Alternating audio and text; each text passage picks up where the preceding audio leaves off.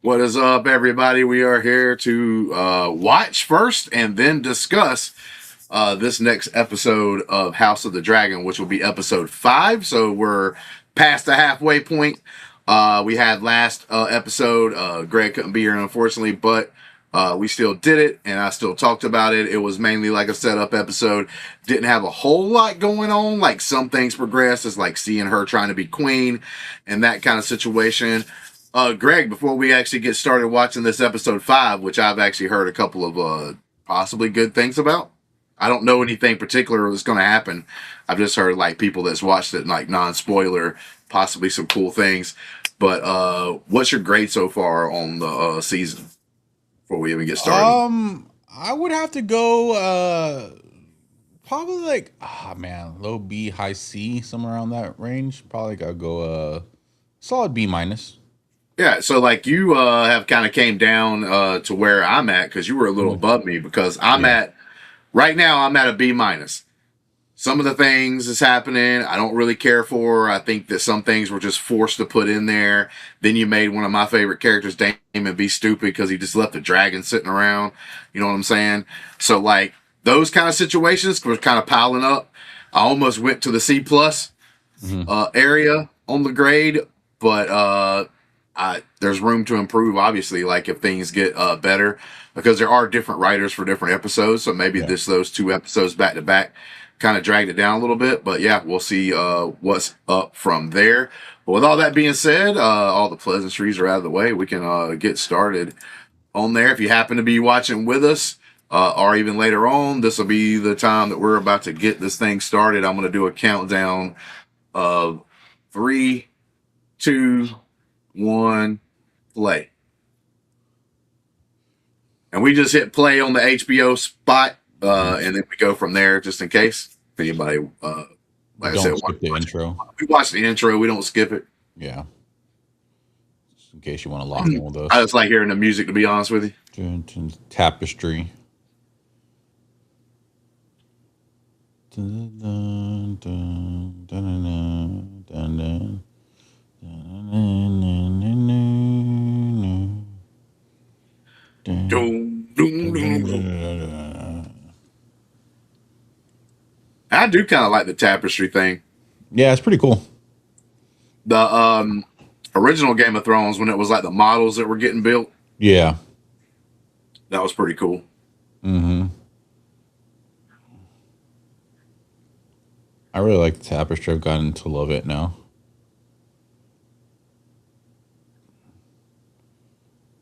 Got a mixture of tapestry and then like the blood Hmm. filling into spaces. Dun, dun, dun, dun, dun, dun, dun, dun, dun, dun, dun, dun. The dragons.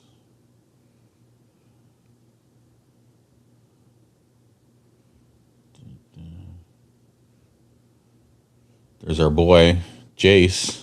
Hmm. Dun,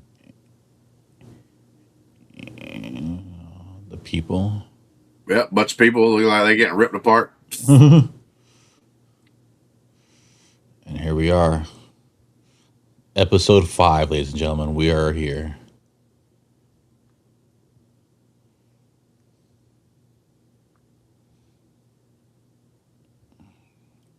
All Okay. right. We're locked in. We got a messed up bridge. Just Oh, what army is this? It's gonna be Christian Cole and yeah, them. I Or was like, please don't let it be Criston Cole.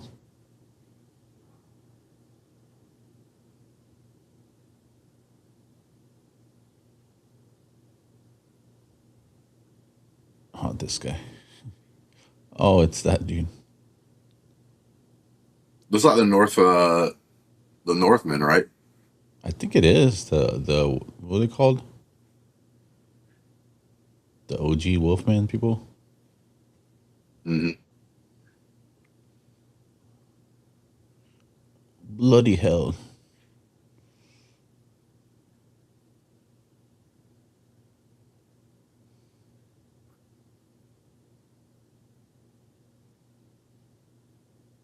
Yeah, another thing.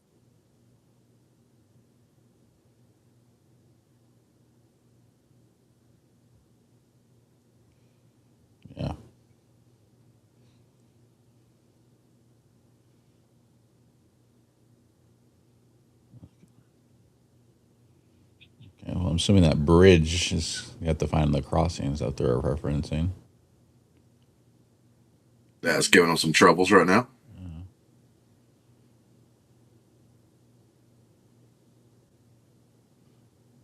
Surprise guest. Is it Achilles? Uh-oh. Arya Stark? Oh, Arya no. Stark. Kinda. Oh, look at Commando Criston Cole. Oh yeah, look at this guy. Came out of nowhere. He said they were going to fight dirty. Mm-hmm. They got the camo with the Navy SEAL war paint on.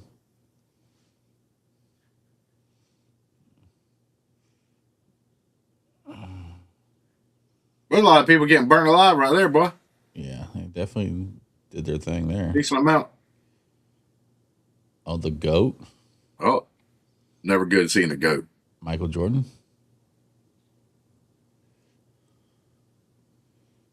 Got some sneaky action this episode. A lot of people on the tippy toes. Mm-hmm. A little sneakiness. Uh-oh. Wanda. She just goes full Wanda on him. Just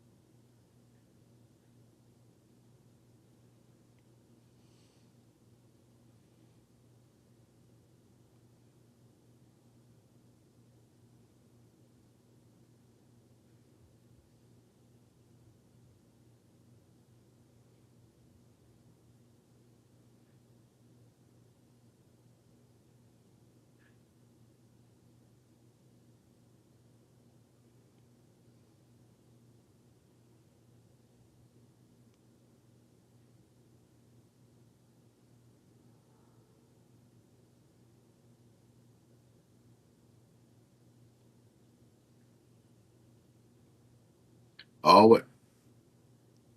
All right. So she's showcasing some powers here. Okay. We knew she was like some kind of like thing going on. So what is she completely 100%? But I mean, she's a ghost this whole time. A lot of people think that she might be like just like kind of like a stand-in version for like the old gods. Oh, okay. This guy's going through his Daemon period. Daemon was here. He's all hallucinating and stuff. Yeah.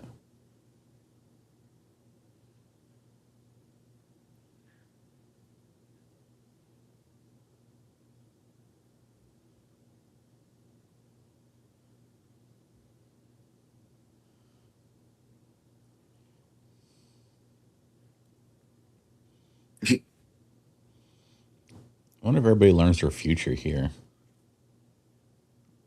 Either by her or the castle.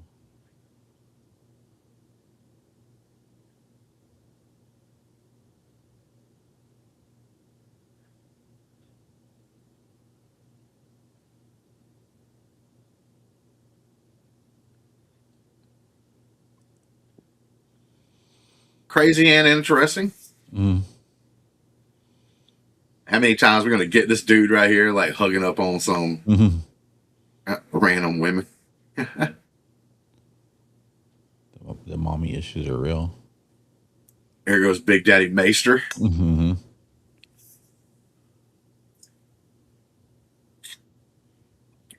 Let the cats attack the rats. The kitty cats is out there doing their job.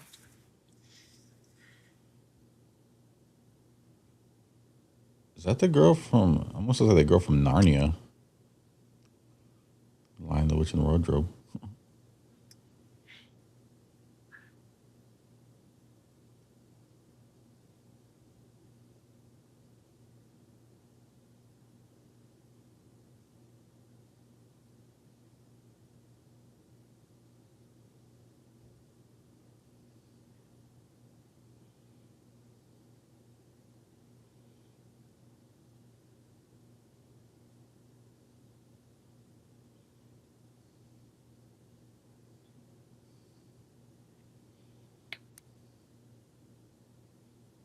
Oh, look at her buttering him up. Mm-hmm.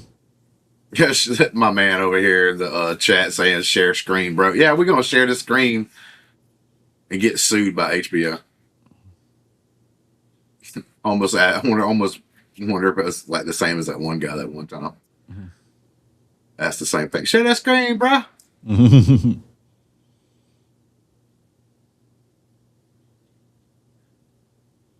Once we're sponsored by HBO and get the okay, Yeah, we'll do that. HBO be like, yo, dog, y'all can do it.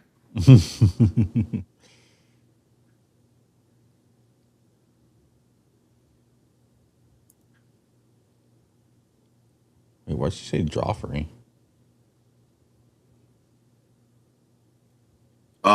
One of the people are there. That's one thing about Game of Thrones. It's so hard when you talk about it. You Names get recycled. whereas like, yeah, names are so much recycled, like Joffrey and all these other like Aegon and Aemon and A Son and A Dude. So she's trying to kill this baby.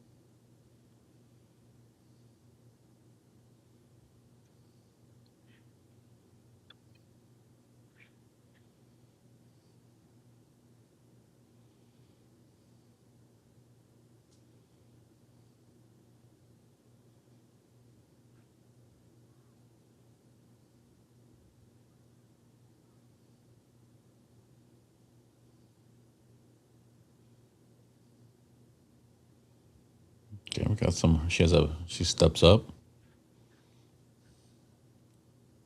Mm-hmm.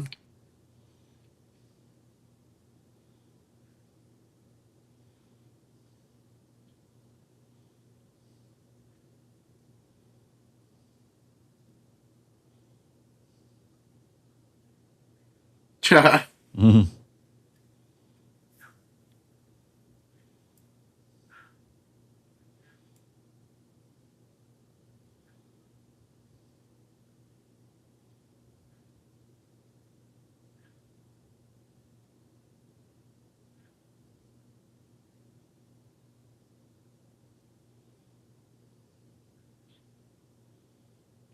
It's like these people, like this whole council she's getting together.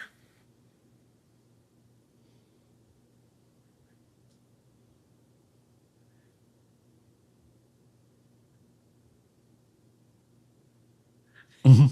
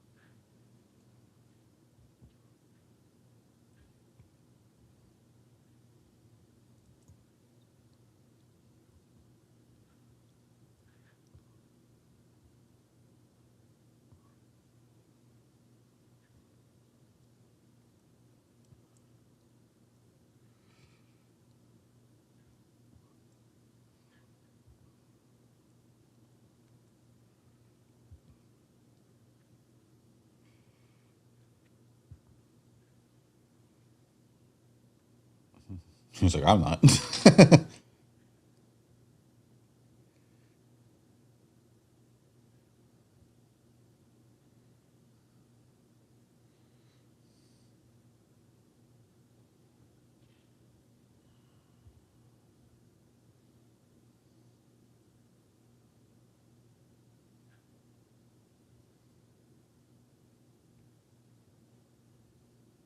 True.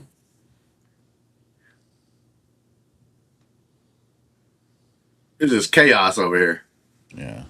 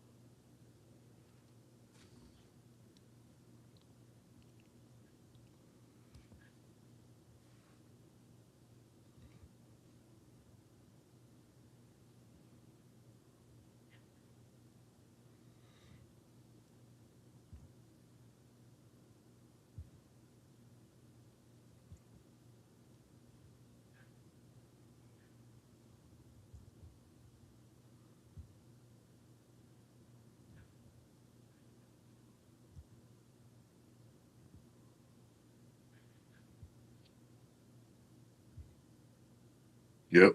He's right. Thought it was a pretty cool scene right there.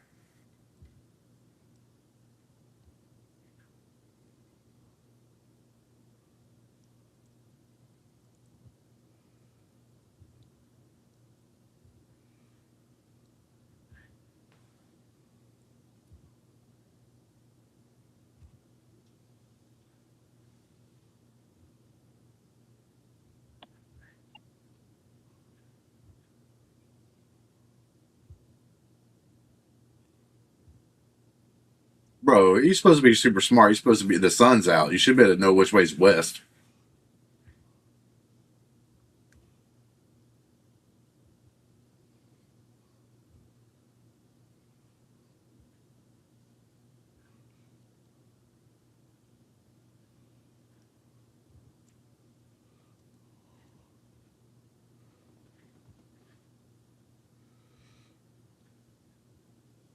Oh shit, bro! I got the rolled ankle on his ass.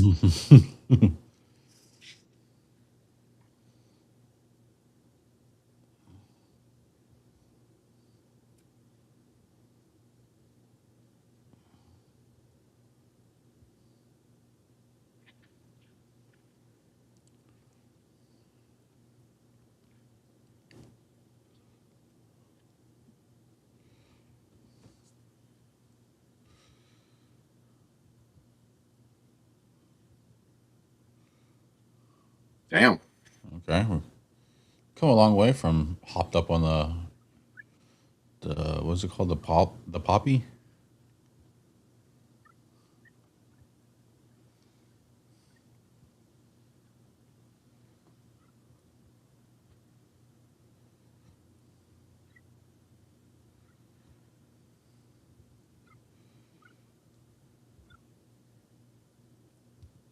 Oh shit! Look at this snake in the grass.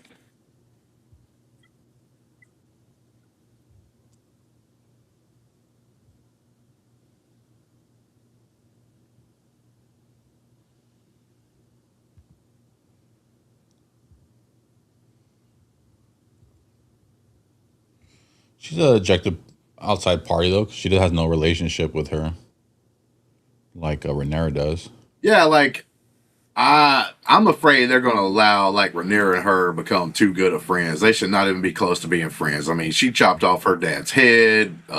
Alice is the reason why a lot of this shit got kick started. Now a lot of uh, Rhaenyra's like fucking kids are dead now. So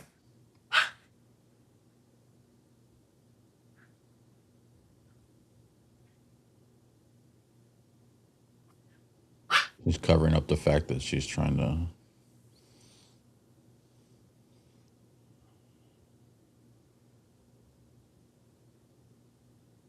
yeah, now she's trying to cover up for her daughter. Yeah.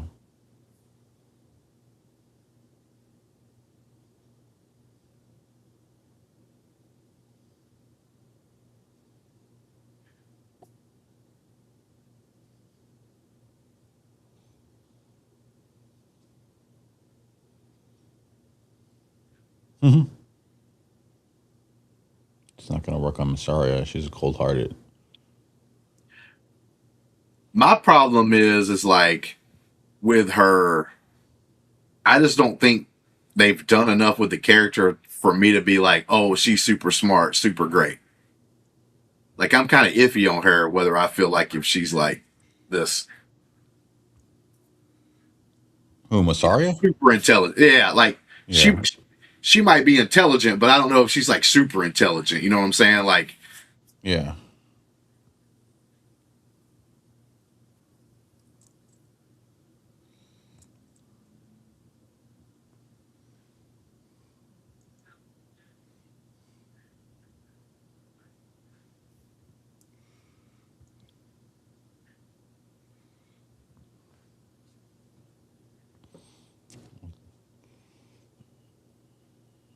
Seth Green over here.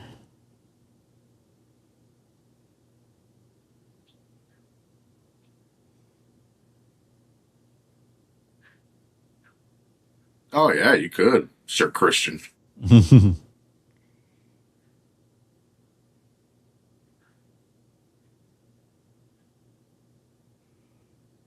Oh, Okay, why did that happen? it's got to be the Wolves, the OG Wolves. What's that?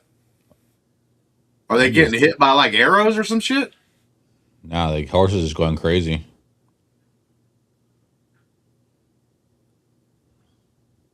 Oh wait, it looks like they're stepping on shit. They got like traps on the ground. Maybe Oh, is what it looked oh. like.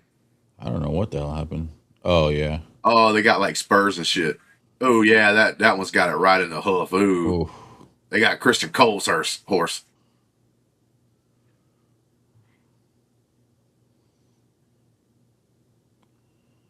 Man, he didn't even think about it. Damn, dude. Bro, that horse is got.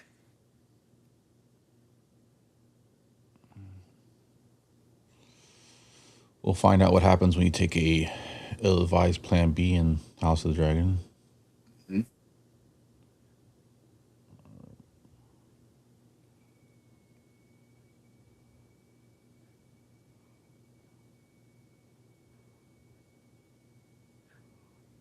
Let's see what this is.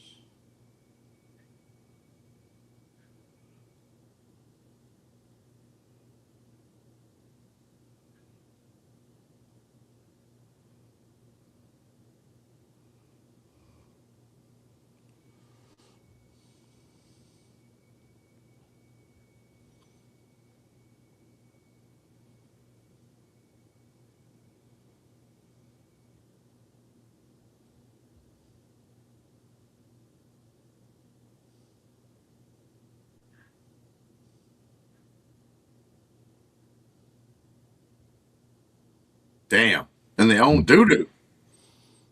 It's doo-doo, baby.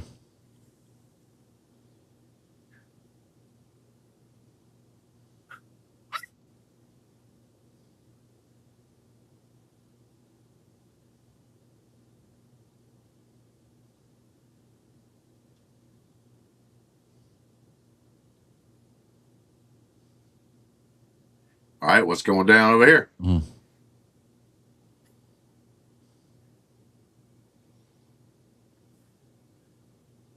Oh, hell. Oh, another couple.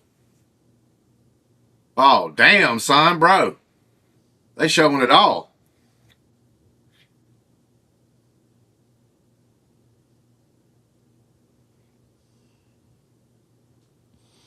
Got a regular Sherlock Holmes mystery over here.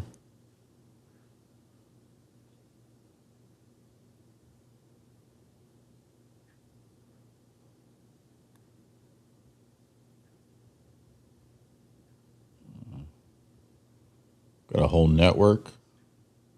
They got something going on.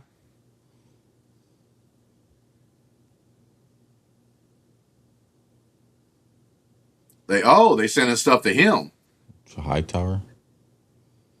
So this Hightower's got some kind of like motion, son. Mm-hmm.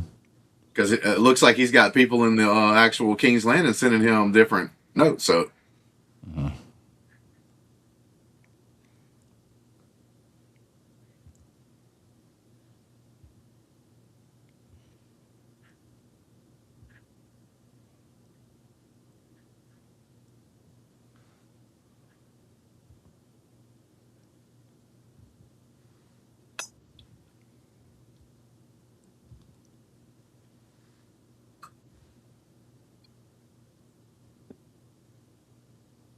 no, don't be a bitch, man. Just tell him it's a boring story, dude. Yeah.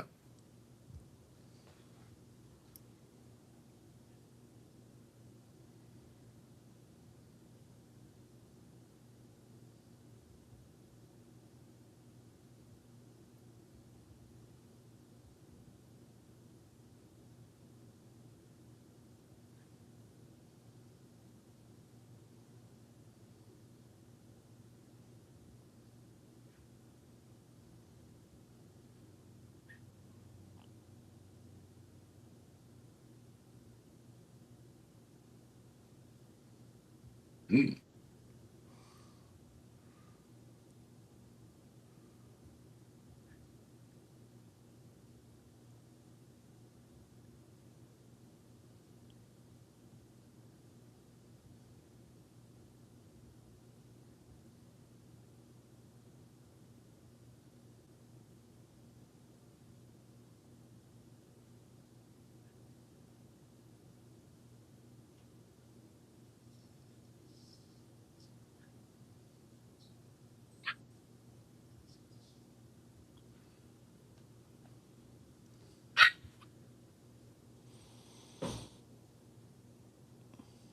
Are we getting Thrawn Hightower over here?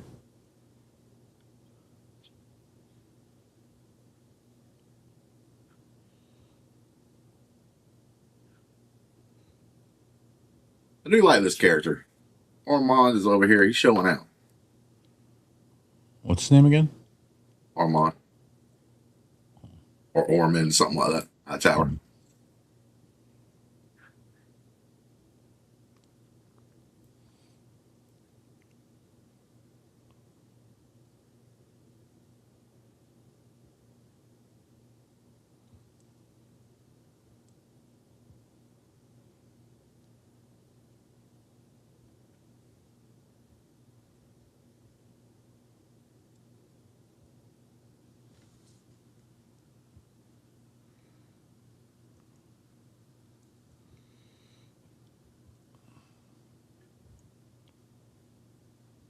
So say that name, Elia Martell.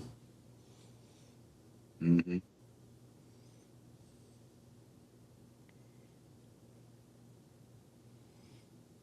Oh, got a little checkmate. Mm. You didn't see that one?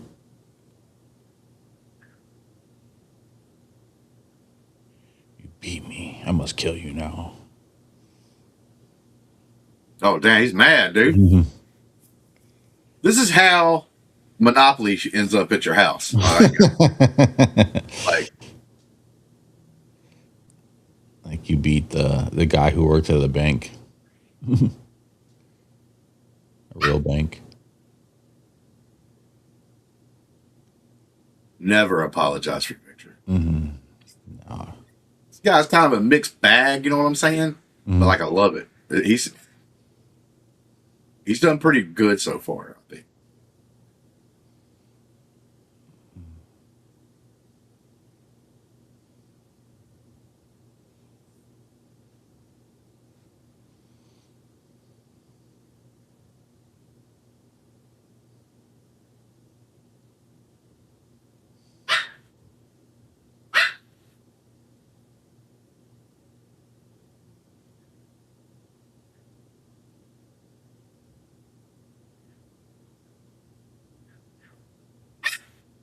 But he's crazy as hell. That's what makes him scary, man. That's what makes people scared. And that's Allison's younger son. Yes. He like sent him off to the high towers basically so that he wouldn't be involved because he was so young. And he Oh, grew up over there and old dude's trying to like make him to where basically he's trying to make it to where it's the high tower king. yeah.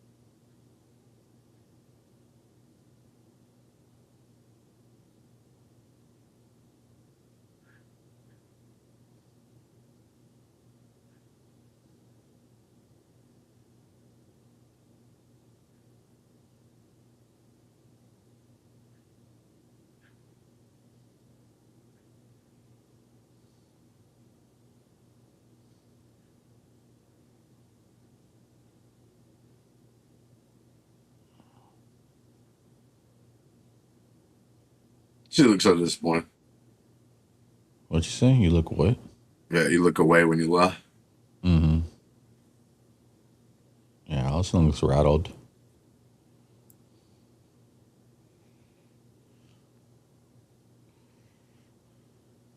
We are Elite American. We are watching the episode, and people that want to join and like, it's basically like a thing where you can watch along with us if you want. We do a countdown before the very beginning, so we're all timed together and kind of like have interactions. And then afterwards, we talk about and review the episode. But we can't obviously show HBO's show on the YouTube.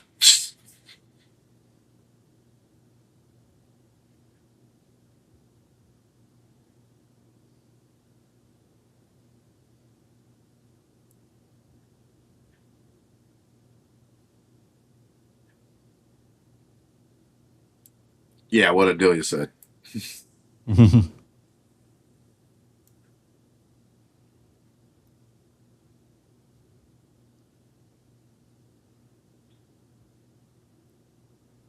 Oh, yeah, that sucks.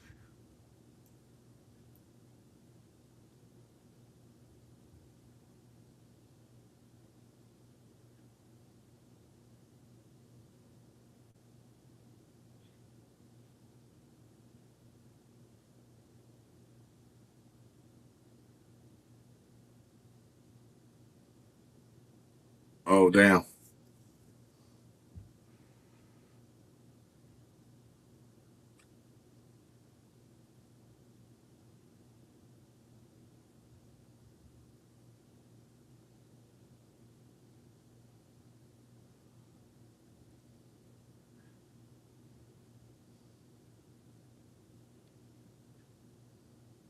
Gotcha, Elite. Yeah, sorry, man, but we can't show that on over YouTube.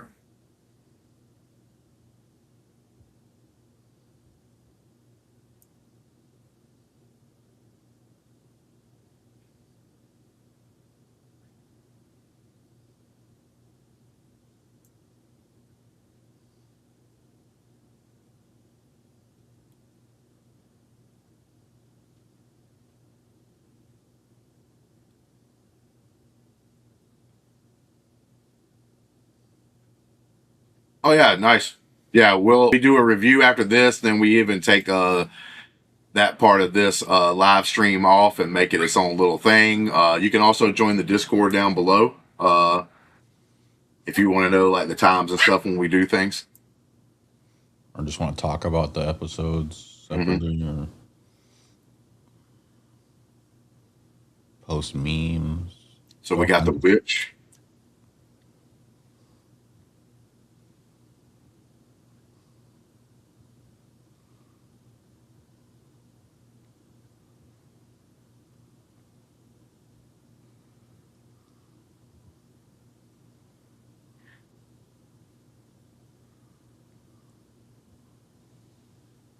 She said Queen Cersei's dead?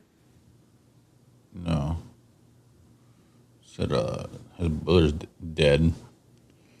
Someone told him that her brother.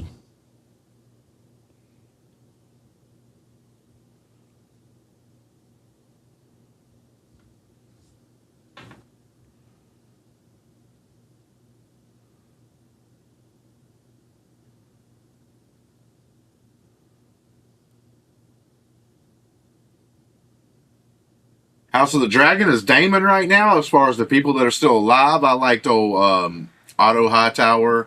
Kind of liking this Ormund Hightower that's over there in Tumbleton right now. The way they're setting him up, I think they're doing him good. I don't think you're supposed to really like too many of the characters in here, which does make it kind of weird when you're watching something you don't really have too many people to root for.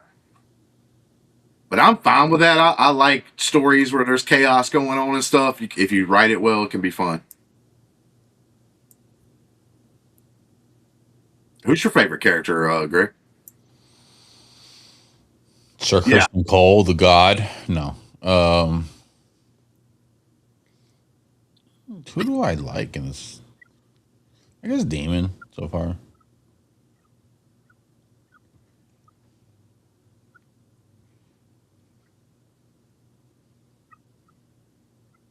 You hear the downgrade. Why? What was it supposed to say? Aemond? No. I said, can you hear the dog? Oh, no.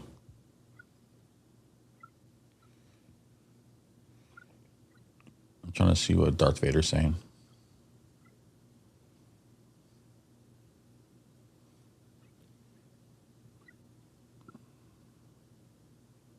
Bro, the first season of this thing was so good. So good. And I like the second season. I understand what happened because of the whole strike and everything that messed the season up, but to be honest, the first two episodes of this season was really probably the last two episodes of the season before season two. Mm-hmm.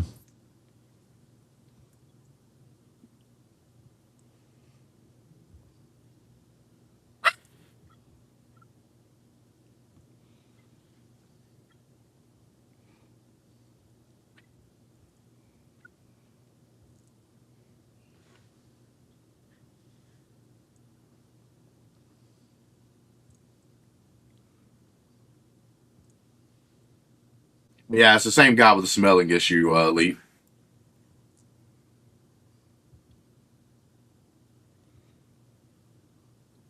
Oh yeah, Viserys. That's why I brought up season one because that's who I figured you were talking about. But like his story arc, man, in that first season is so freaking awesome. Yeah, they got funner characters in that season. Otto, him.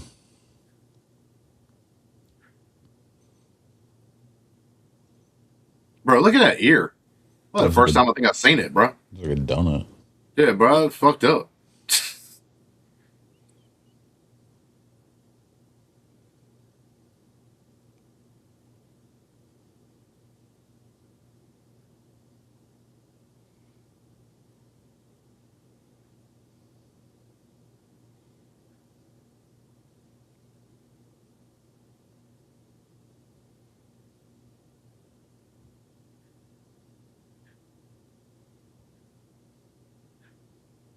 Damn. Yeah. Bro, put his ass in his place. He's right.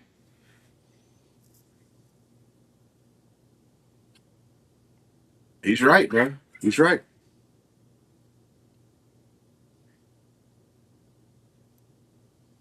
Nah, yeah, man. That character was like super cool, but it was because of his like lack of authority in some cases and being a little too like uh soft in some areas. Like it's the reason why the chaos happens after he dies.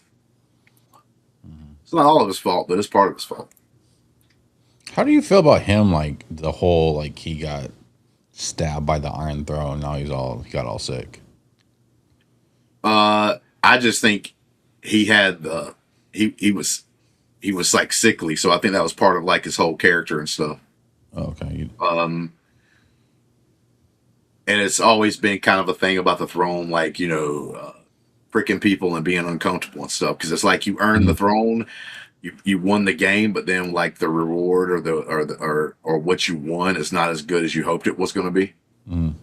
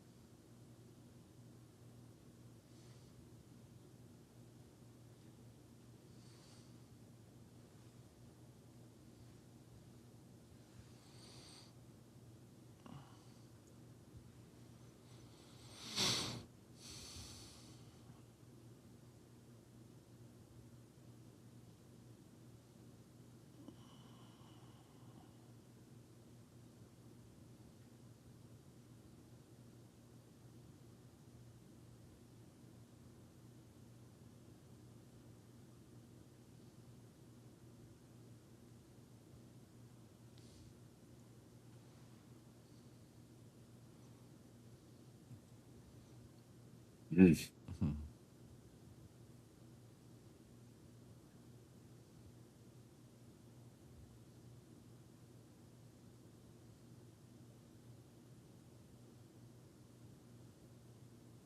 Funny part is like he's right, you know. Like you are more than this. Don't let this shit get to you. She's feeling like the walls are closing in on her. There's a lot of There, well, I'll let you know, Elite. There is a lot of incest in these shows, but it is because of the time period, because it's based on like old school, like England and stuff like that, like War of the Roses kind of time period where there was a lot of that stuff going on. So like it's added to the stories, which as whatever, I'm fine with it. It kind of like makes you feel like, hey, you're in that old school setting or whatever, and everything else. But Night of the Seven Kingdoms was freaking awesome. Love that first season so far.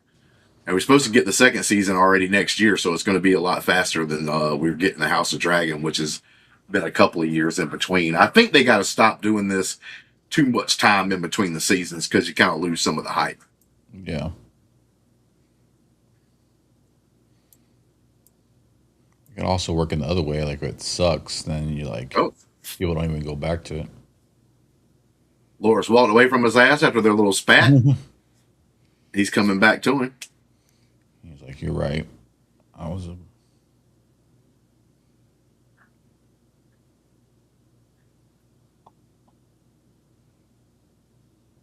Bro, look at that apple. It's a small ass apple right there. Wait, who's this motherfucker? That drunk bastard, isn't it? Oh, it is, I think. Was that Oath? You think that was Oath? I think so. Okay, interesting. That's a big change, I think, from the story. I don't think Oath had anything to do with these assholes. He's just tired. You know, he should be able to drink when he wants.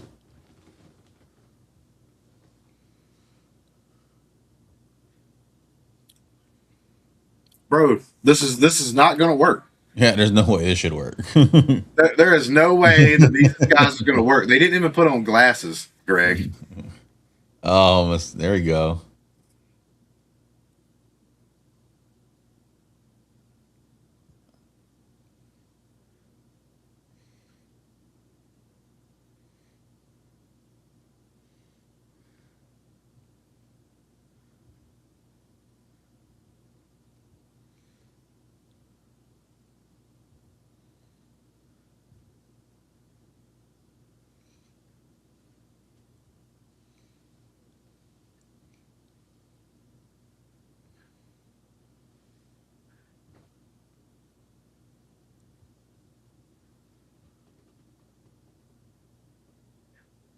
Ooh, trying to use everybody's like, what do you want to call it? Pressure points or Yeah, pressure points, but like multiple times in this episode, it's like somebody playing the egos. mm, Rhaenyra's trying to play Daemon's ego, like, oh yeah, look at you, like you're out getting outdone and everything else. Now her.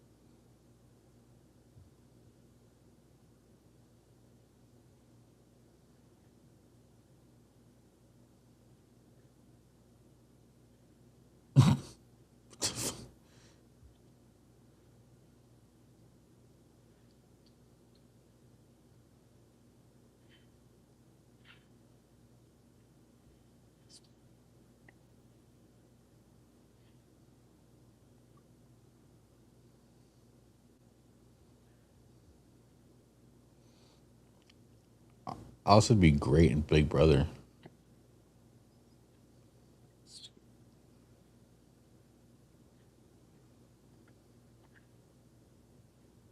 Just be up there with Dan, Dr. Will.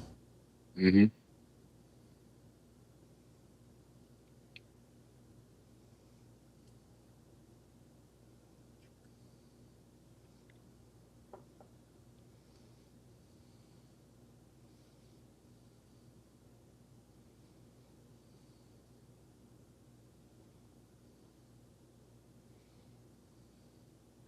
Godzilla.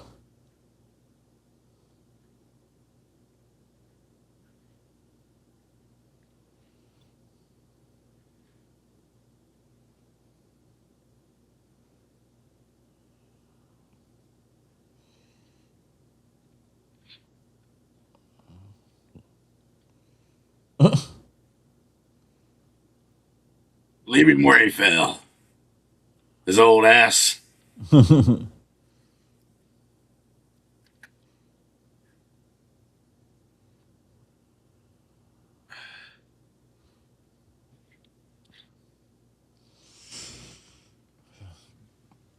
he got cut.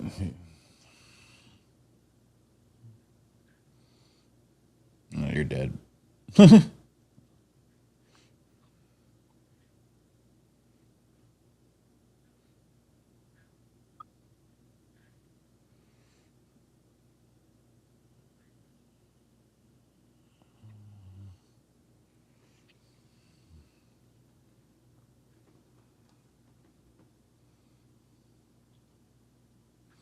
What was that kid's name again? The one that Daemon chewed out over there at the Harrenhal, and now he's. That's the one that's kind of in charge of the Riverlands and the Northmen. Oh, okay. He's that young dude who was in the earlier in the episode that was like talking to. Yeah, I was just trying to remember his name.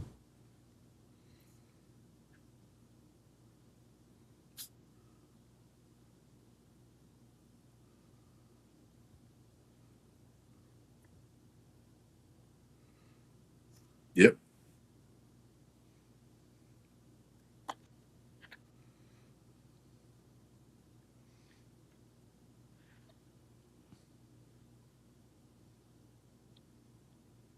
Very shadow of my fortress. All right. Where's mommy issues? There he is. Oh, Aaron's like on Mm-hmm. out of nowhere to stab and kill people.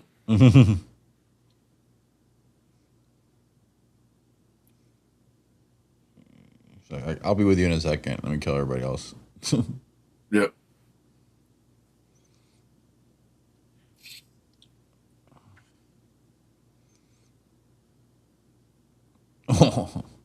Yep. That's fucked up.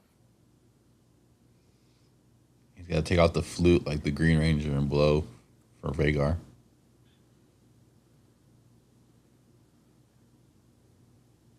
Wait, how'd she get loose?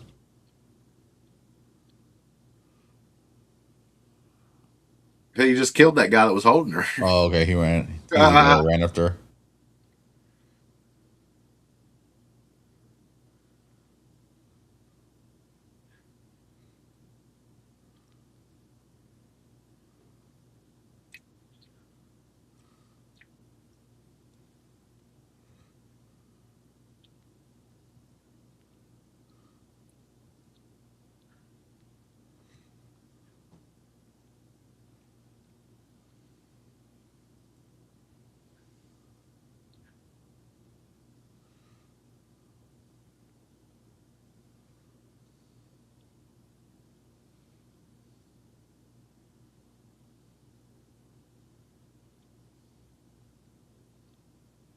No, that's the other guy, Lannister, isn't it? Yeah, that's what I'm talking about. He's like the Dragon Rider oath. No, isn't it the same guy? Oh no! You're right. That's the Lannister guy, though. The pirate chick. They kind of look like each other. You're right. Yeah. No, this is the Lannister dude. That makes more sense. I was like, what the hell is Oath doing over here? Mm-hmm.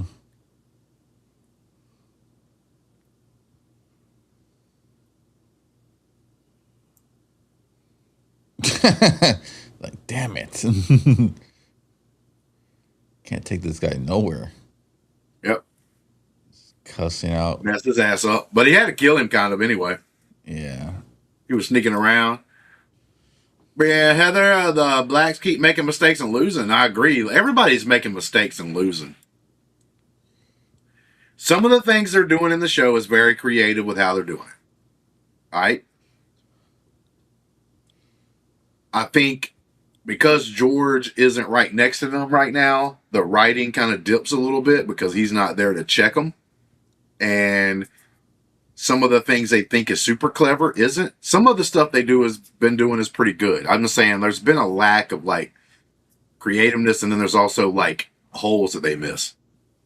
Oh yeah, man, I felt bad for Jace, bro. He comes up out of that water and gets burnt.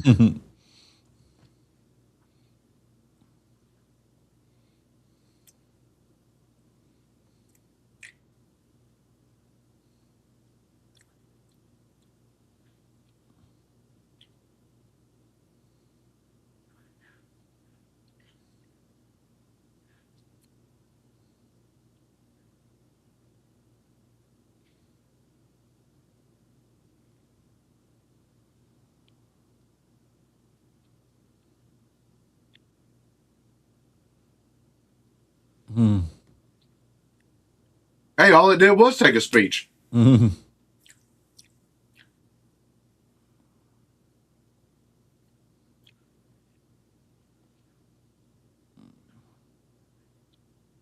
Yeah, that was a good moment. That was one of the good moments in the House of the Dragon so far.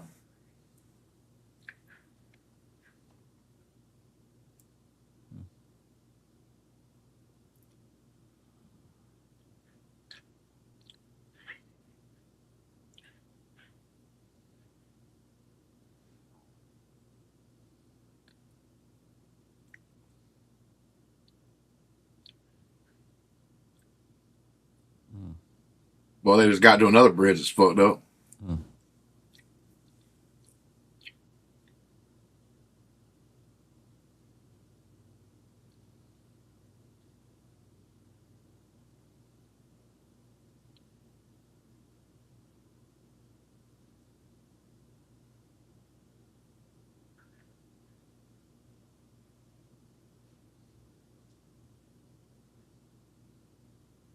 Now y'all's asking to open because ain't no trees.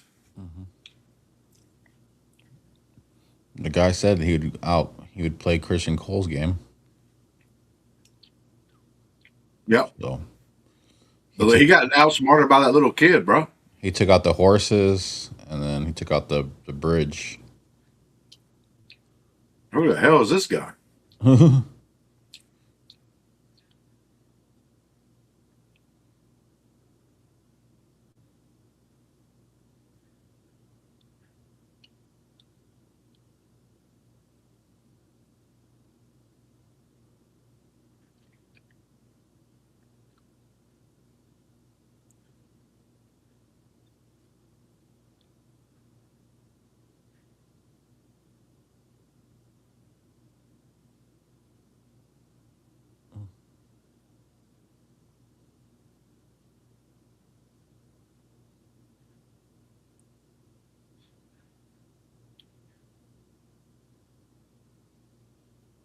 Damn, he already lost one of his eyes, bro.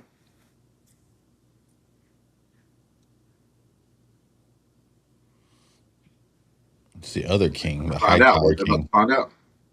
It's a Hightower king. Daeron. Yeah. Yeah, so that's it.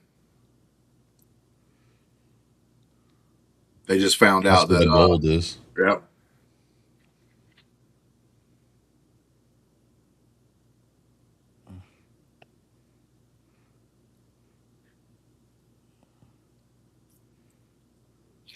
Well, we got to die faster because of that. Yeah.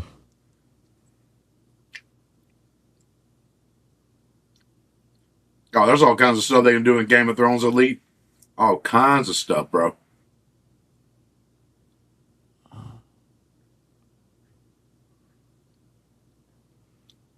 They can do things after the original Game of Thrones, before it. There's all kinds of history that's laid out, all kinds of lore. The problem is you got to have very smart, very creative writers.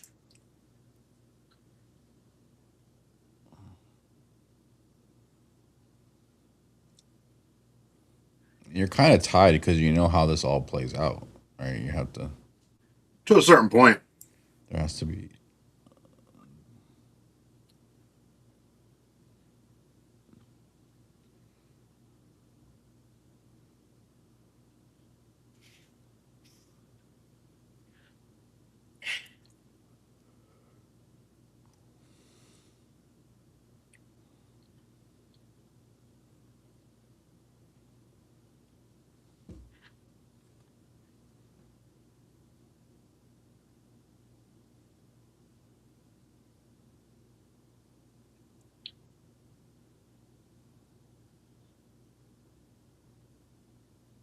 Die.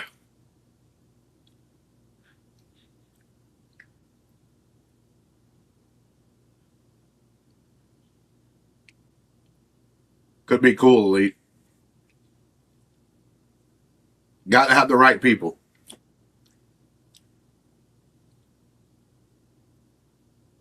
Condon's not super terrible right now, but whenever him and like I understand. Look, bro, George R. Martin's kind of a weird fella, and he's had these issues with the original Game of Thrones towards the end. Now with House of the Dragon, he's buddy with the people on the Night of the Seven Kingdoms. But George R. Martin is like, this one, I kind of understand if this guy Condon was saying we're going to make these changes. The changes that he made, I can understand why George R. Martin didn't like a couple of them.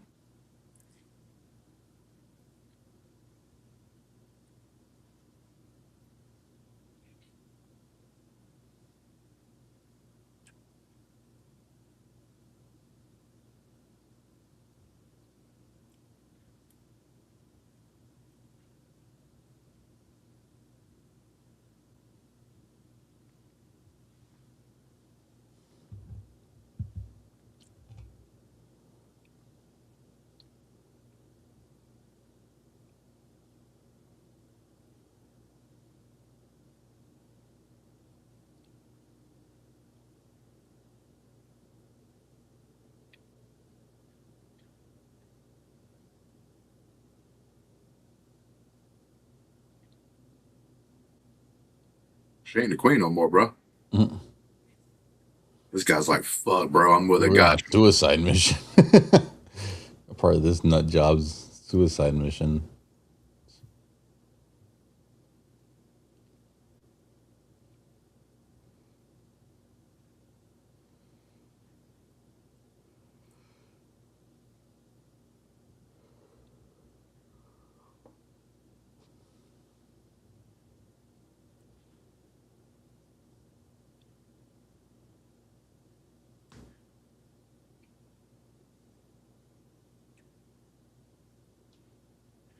Bro, all you had to do was be like, hey, dog, go get on your dragon over there where you can follow us.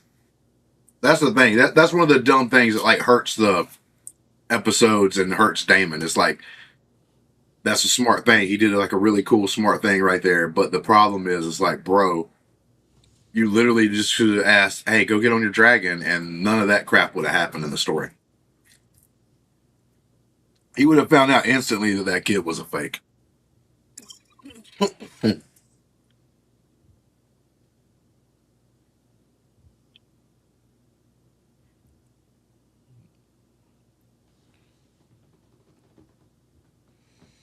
it Masari?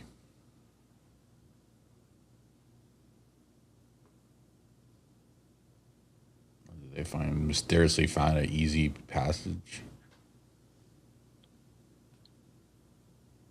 Well, there's all kinds of patches in the castle. Mm-hmm. Yep, Daemon lying to Rhaenyra was also a mistake because it's going to be something easily found out about a Sheepstealer.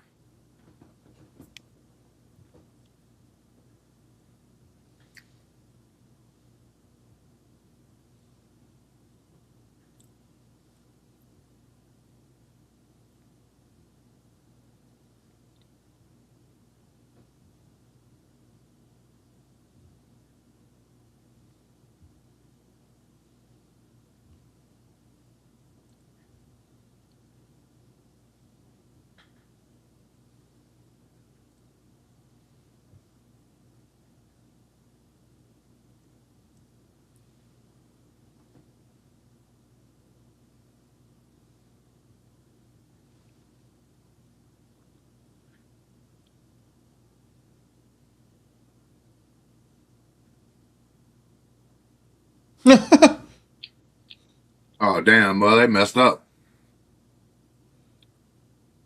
Oh, brother. Wow, they might have just sealed their Oh, fate. shit, bro.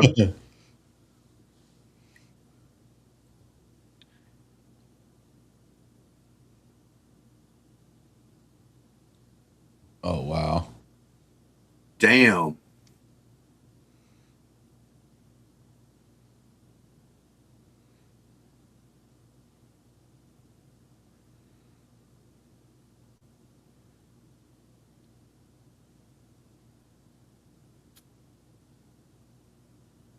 Oh shit! I didn't know we were that close into the episode. Okay.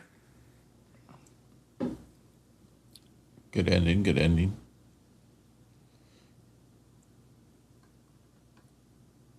Stuff got a little crunk right there at the end there.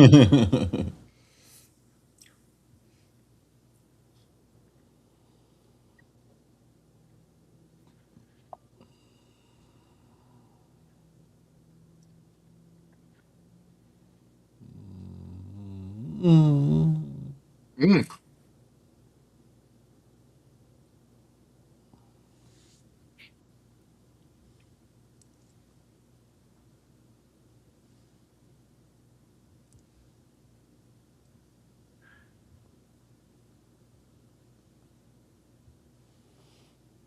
You love some of that good eating on the beard. Mm. Mm. You're right, bro. Some good Had a eats. little bit of that ranch dressing. Little savor.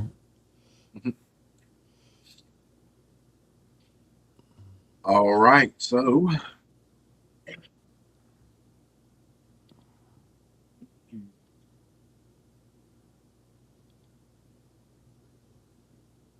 all right, guys, give it just a little minute. We're actually going to go ahead and talk about what we thought about the episode. It is now over for us. Took Mm-hmm. about shoot. It was a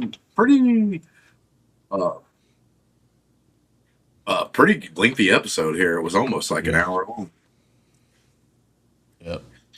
A lot to Before we do. start, Big Daddy Greg, you need any time? You go potty break or anything before we get it started? Start talking about the episode. No, I just need to kind of remember of everything that happened. Always my brain. Yeah. My brain always goes numb. I actually took a couple of notes, but Oh, I keep forgetting. yeah, but like it's what's your but before we even start technically doing the actual review, what was what is your like just natural like okay, we just got through with the episode. How much do you think you like this episode? Does it bring me and you both are at a B minus C plus area on on the season so far? Did this possibly episode just bring up that score a little bit, or you think it stayed the same, or do you think it might have dipped a little? It got good. It definitely upped it. I don't know if it upped it by a lot. I don't know if we go to B plus somewhere around that area, but it definitely brought me back up to pique my interest on what's going to happen next. I For do both. think the writing and stuff like that that's been done and the story that's been told in the last two episodes is a little bit more coherent. There's not a lot of super dumb things. Like there are things that are happening bad for like characters and stuff, and we can actually talk about that, but here in a second. But yeah, I actually do think the writing and stuff definitely in these last couple episodes, uh, it's kind of building up for stuff, and I don't think any of the characters kind of got like mishandled or anything. I can tell you that much right now. I don't No, think we're I trying think to. that stuff got. I think we'll talk about like whose journey you're liking because there's a lot of characters are making getting built up for what's going to happen in the future. So a lot of these characters are going through their own personal journeys, and we'll see. We'll talk about who you like, which one's dumb, which one needs to get better, or you like them all. Mm-hmm. So that's kind of a theme. Everybody's going through their own personal journeys of building up their characters. We got the Aemond, we got Aegon on their journeys.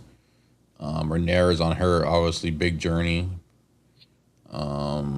You got Ormund Hightower getting built up as a big bad.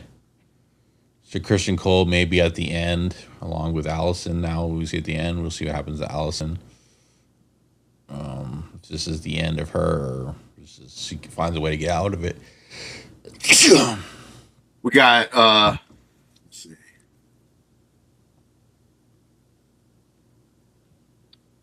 All right. All right. We'll actually go ahead and start it, and we got like a question here in the chat from Elite. So like we'll go ahead and start the dealio here and start talking about start talking about the actual episode. Well, let's do this. Hey guys, thank you for watching. This will be our actual review for the episode that we just got through watching live with people that joined us. Thank you for anybody that did join us and like talked in the chat. Thank you, Elite, especially in this particular episode. You threw out some things right there as we was going along and watching the episode. It's kind of one of those things, like I get it. Like sometimes you want to just sit at home and watch these things like on your own. You don't want to have to have anything distracting you at the same time. Me and Greg like watching these together, and if you like to join us and you're like on your own and you like to watch it with other people and not just do it with, by yourself, come and join us each week, and we actually do our live reaction. You get to see how we react to like things going on in the episode, and we kind of talk about a couple of little things as we do that. But this is the actual true review of the episode that we just watched, episode 5 of House of the Dragon. Episode 4, y'all saw me. I was able to do the review last week. It didn't really raise up. Everything kind of stayed in the middle. It didn't really like decline really. I thought the writing got a little better in that last episode and all that, but it didn't really affect my score so far. I think me and Greg, we've talked about it before we started watching the actual episode, and we can just talk about it now. Right now, we're going to talk about this episode after we tell you this, and then we're going to see if anything changes or if it adjusts or if from here on out. So with that being said, me and Greg are both at like a B minus, maybe a C plus area on the show through the first 4 episodes. And then we had episode 5 come in. I had heard some good things that possibly might be happening with the episode, but just to go ahead at the very beginning here, answer Elite's question. To be honest, what would you have done if you was Daemon talking? I'm assuming he's talking about with his daughter and the dragon and Sheepstealer, like in that situation of like lying to Rhaenyra. Probably would have did something similar. I definitely probably though would have set her up to where I'm like, get your butt out of here. You leave. Don't ever return until I send you notice that you can come back. Like situation. And he really didn't do all that. So I feel like she's going to do something stupid and dumb and like show up, and then everybody's going to see her ass riding the dragon, and then like, you lied to me, Daemon. And that's going to cause like some big things, because there's a couple of things in this episode that happened during the show where it was like Daemon and Rhaenyra like together, right? And then like some of the things, it's like she's got the trust of Daemon right now, and Daemon it seems like he is trying to do what's best for her, but there is like a little bit of strife there. There's a little bit of like, what's going to happen to pull them apart. They're barely hanging on together. There's a few strands in the tapestry, we could say, that are keeping them kind of, they're not going at war with each other and everything else in that regard. But yeah, like, what do you feel about, since we're on the subject, what do you feel about like Daemon and like Rhaenyra's like relationship so far? Like, do you agree with me? Is it like just barely hanging on the strands, or do you think it's a lot stronger? They got a stronger bond than what some people might think. Man, at this point, it's probably. I mean, Damon's getting a taste of what he wants, right? He's getting a taste of where he talks about it with the gold cloaks. New Valeria. This could be, we could go 9 kingdoms, we can go 12 kingdoms, New Valeria. The world is ours. He's starting to get the thirst for what he wants out of this whole situation, and that thirst for power and stuff, and what his urges are, is kind of making it, conflict, the battle of power between them two.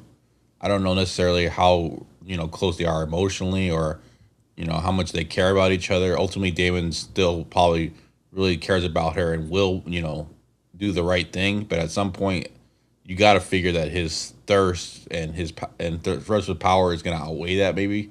And so there's that dynamic between that and the love that he has for Rhaenyra. So I don't know, it's really hard to gauge on where their relationship is. There's a lot of things pulling at it. This is probably a stressful she's in a high stressful job. She's got things going on, so it pulls out a relationship, man. It really pulls out a relationship, and a lot of relationships do not make it out of that situation. So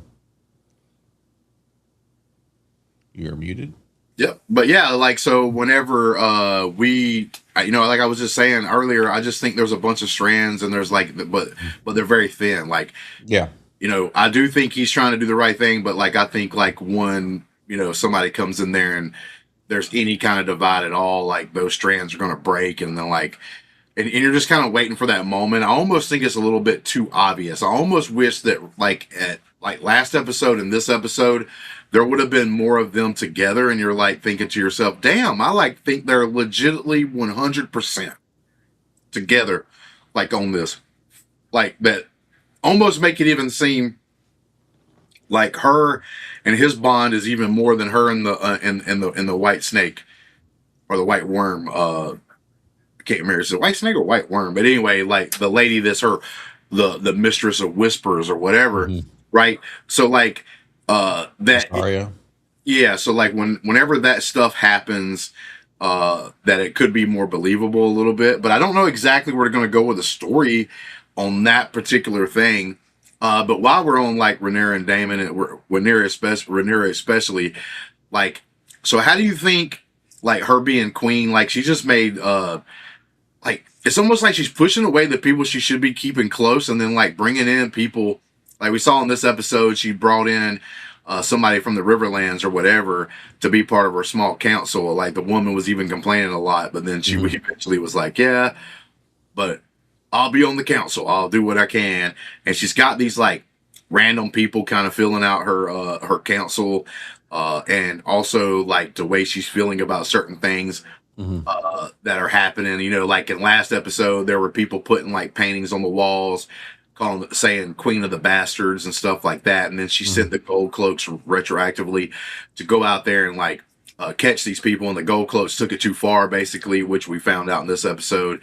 They obviously took it way too far, and the people was not Mm-hmm. extremely unhappy because obviously what ends up happening. But like as far as her leadership and like role and being like the queen, uh, you know, kind of what do you feel about that? I understand it to a point because she just lost Jace, so she's still writhing in pain and sadness, and she also has like revenge on her mind, and she's kind of clouded with that that kind of mission, and then for her to be keep she's still dealing with the whole situation of I'm a woman, and people are gonna always look to take me down. She doesn't feel supported. She always she brings up the situation with Daemon, when they have their argument that you're always going to want your voice heard, and you're stuff like that. So she has some complex about that situation too, still brewing her, but she's filled with emotions right now. She's getting more emotions are getting poured on by the whole you know call to it, the call of her legitimacy or whatever, Mm-hmm. and her kids. She's always been protective of that, since the first season. So that's a callback kind of. And she's dealing with all that on top of people, obviously playing the Game of Thrones, but trying to manipulate her, trying to move her around on her side. Masari's trying to get her and Daemon separated and kind of question her a little bit closer, try to pull her closer. Allison's obviously trying to get her what she wants out of this whole situation. So she's getting pulled in all these situations while also Uh, having all these issues to deal with, right? Like dealing with the rat situation. Where's the gold? Where's Aemond? Where's Daemon? What's going on with at the Tumbleton and Ormund Hightower and all that situation? Like there's a lot of issues going on to the same side, so she's discombobulated, and it would make sense that she would be possibly making mistakes or filled with the wrong direction right now because she's dealing with a lot of things. um, my thing with Rhaenyra is she's basically becoming a person that I've seen in real life on multiple occasions and multiple kinds of examples. So, you know, you got the short man complex, right?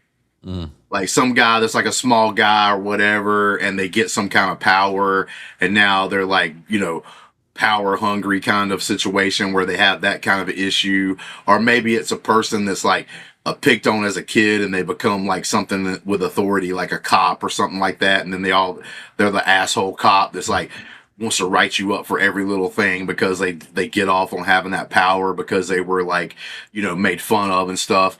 And you also have it like in regular life. So like, you have like women and stuff that may get in some kind of power position, like say like a manager of a place or something like that, and they feel like they have to do more, or they mm, have to like try to be super tough to try to make it to where, oh, you know, I'm supposed to have this position, right? I earned this position, and they do it too much. Obviously, you earned the position, you got the position, right? But you still got that feeling where you have to try to make up for something. And I think like she's kind of fallen into that kind of mentality, you know, like of everybody's out to get me, when technically no, not everybody is out to get you, right? But you always feel like everybody's out to get you, so you always have to be on guard and all this. And definitely she needs to be on guard because of the situation, but it's like I think she's like uh focusing too much on that and some of the things that she needs to do to be able to be part of this world and become like the actual queen that people like want her to be. Like she's made one or two little cool decisions, but then like at the same time, you go and have one of your most loyal people. You just, oh, I'm not gonna make your bastards legitimate.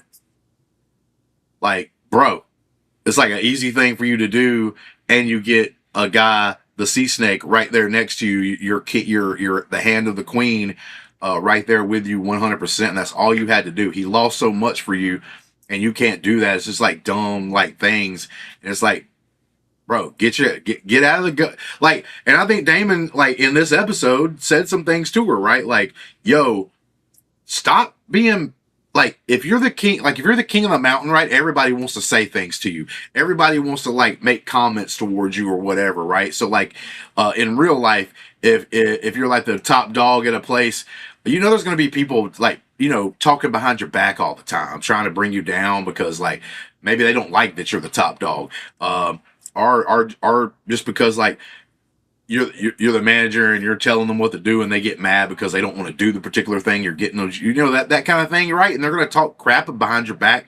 You can't let that like affect you that much. Like you can't let that make you make stupid decisions, you know, just because someone paints queen of the bastards or something like that on the wall. No, that obviously doesn't mean the whole city's against you. That just means there's some kind of people out there that's got a little stripe, but there's always going to be people. You can't make everyone happy. There's not ever going to be a president or a ruler of a nation that's ever going to have 100% of the population like have you like be on their side. You know what I'm saying? That kind of situation. We actually got a couple of things coming in. I was, let me see here. We got a couple of comments. We got post 614. First time I've ever seen Daemon worried. I think he's worried because Daemon's one of these people. Like, all right, so besides a few episodes ago when they did the stupid thing where it's like, why would you leave Ormond and them over there with the Hightowers with a dragon? That's stupid. That's just dumb. Like, this is one of those things that I did not like because I like Daemon as a character and he's not that dumb. Right, he's got some intelligence, but also at the same time, like, and Daemon can be a good leader, right, in certain situations, especially like a men going to war, stuff like that. And you kind of see that in some of this episode. He gives like a speech, and the gold cloaks are all like, "Yeah," just from him giving like a speech because he's got that charisma and everything. But at the same time, I think he is worried about like, man, some of these things I don't know what I should do, right? You know what I'm saying? Because like in some instances, like maybe he's smart in these particular ways, but then, you know, being this person that's got to be in the background and like he wouldn't be a good master of secrets, you know? Mm-hmm. He wouldn't be that a good person doing that. Like he's a good person, like leading the gold cloaks, you know, like we've seen in season 1 and stuff, and being like this leader and being like doing all those things. But when it comes down to it, bro, he just wants to get out there getting some action and stuff and all that. He's good when he gets in that action. But I think he is worried a little bit about what's going on. Yeah, he looked mortified. Obviously, he keeps trying to get a handle on this and he can't. And he's the type of guy that's always become like, he's the badass. He's always jumping in there, doing shit, coming out on top and stuff like that. And this is really looks like it's mortifying, like how like this, he can't get a handle on it. It just, you know, it seems like they're one step ahead of him.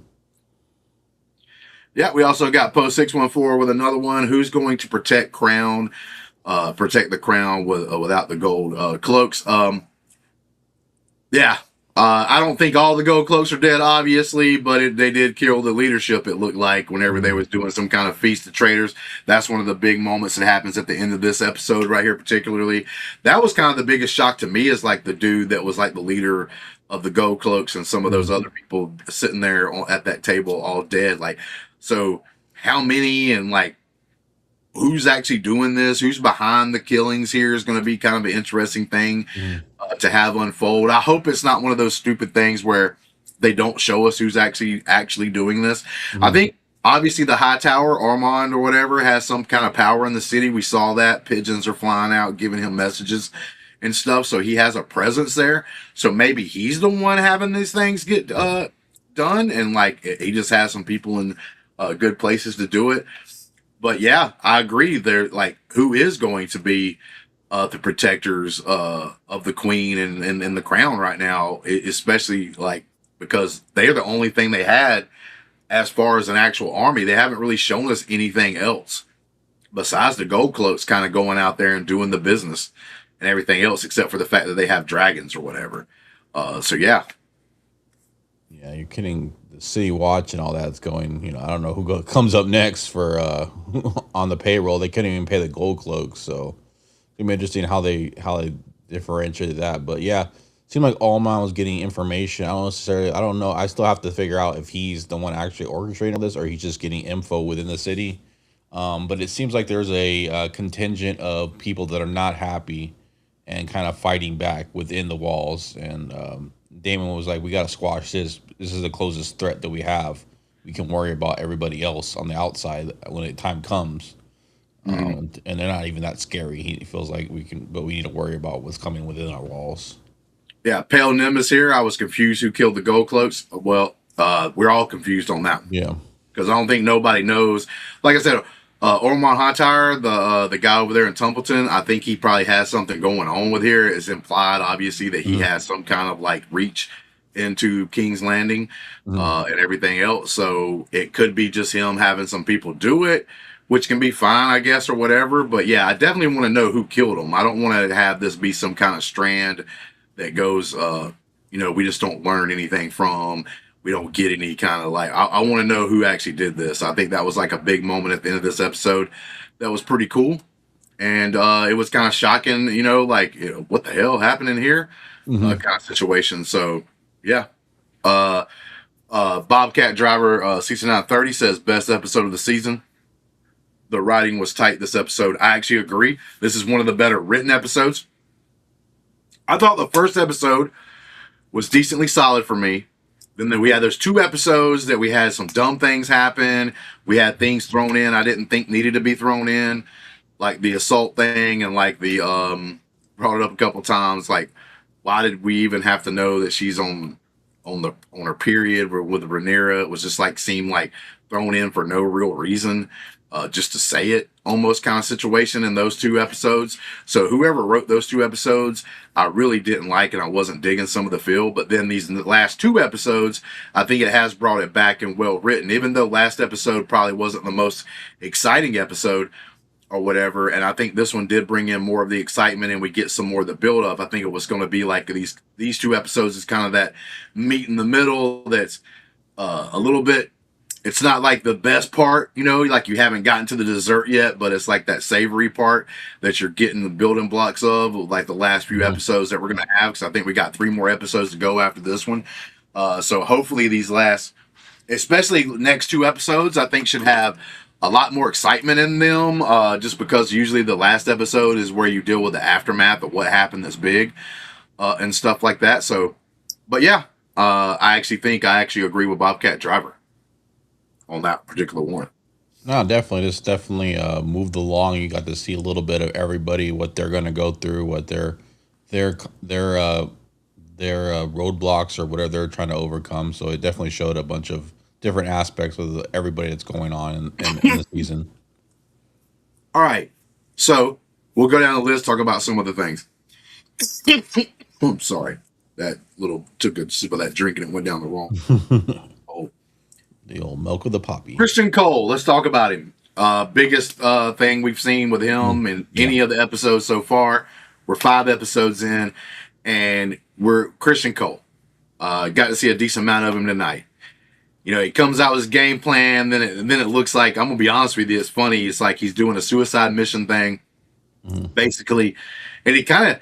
I don't even know if he got outsmarted, because I wanted to say earlier while we were watching the episode that he kind of got outsmarted by a kid, because you got that young kid who kind of says like, "We'll play his game," and then like so they get outsmarted. Then the kid learns his lesson. And is like, "Nah, brah. We're about to play some of his games in." You know what I'm saying? He kind of turns it against Criston Cole.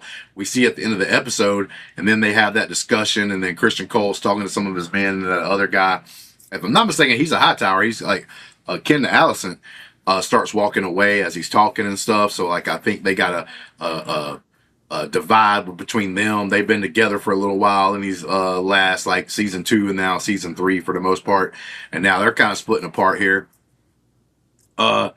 But yeah, like I was gonna say, man, he got outsmarted by that kid, but I don't. Maybe he didn't get outsmarted. Maybe he just wants to die, and that's what it seems like.